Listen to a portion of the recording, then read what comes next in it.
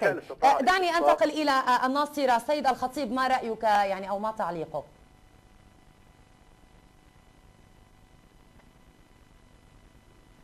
برأيي يعني هنالك لم تكن أصلا حلول مطروحة لقضية، لا للقضية الفلسطينية ولا للقضية السورية ولا لقضية حماس في إسرائيل.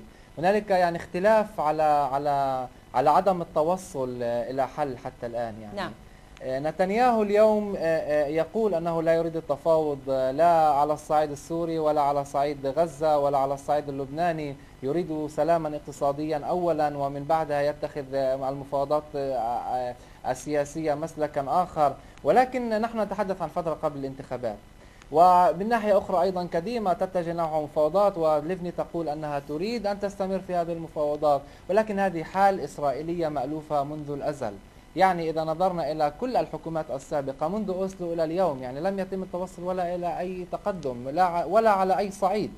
الآن إيهود أولمرت يعرف أنه ذاهب إلى التاريخ، يعرف أن صفحته قد يطويها الجمهور الإسرائيلي وقد يجد نفسه متورطا في كل قضايا الفساد المتهم بها. نعم. لذلك هو يعني يذهب إلى الولايات المتحدة ويذهب إلى ويصرح بأنه داعم للانسحاب حتى حدود 67، ولكنه يريد وهذا يعني نابع من مكسب شخصي، يريد أن يحقق مكسبا شخصيا لا مكسبا سياسيا. لماذا لم يتحدث إيهود أولمرت عن هذه الحلول عندما كان صاحب صلاحيات قوية في إسرائيل؟ هذا سؤال علي أن يسأل الآن.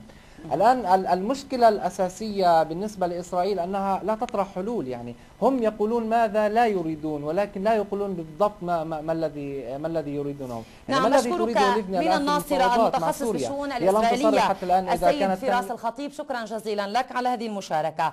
وكما أشكر ضيفي من بيروت الباحث بالشؤون الفلسطينية والإسرائيلية دكتور هاني العبد الله، وأيضا أشكر من القاهرة المتخصص في الشؤون الإسرائيلية سيد خالد سعيد. مشاهدينا، قبل نهاية هذا الموجز نهاية هذا المحور أوجز أهم وردة فيه. السيد خالد سعيد استبعد أن يتنحى أولمرت عن رئاسة الحكومة لاعتقاده بإمكان تحسين صورته، لكنه رأى أن أولمرت لن يعود إلى الساحة السياسية لتورطه في ملفات فساد كثيرة.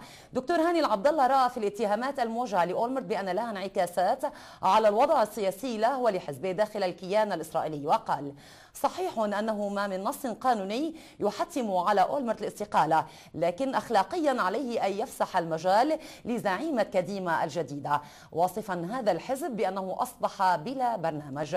السيد فراس الخطيب قال أن اتخاذ قرار الاتهام جاء في وقته، وأنه كان صائبا وأخف وطأة بعدما استقال أولمرت، ورأى أن أولمرت لن يتنحى عن رئاسة الحكومة لخلافاته الشديدة مع ليفني، ما يجعل حزب كديمة حزبا متفككا ولا سيما على أبواب الانتخابات النيابية. مشاهدينا، ليفني تغلق الأبواب على أولمرت لتتفرد بكرسي رئاسة. هذا كان موضوع المحور الثاني من تحت الضوء. شكرا لحسن المتابعة. السلام عليكم ورحمة الله وبركاته.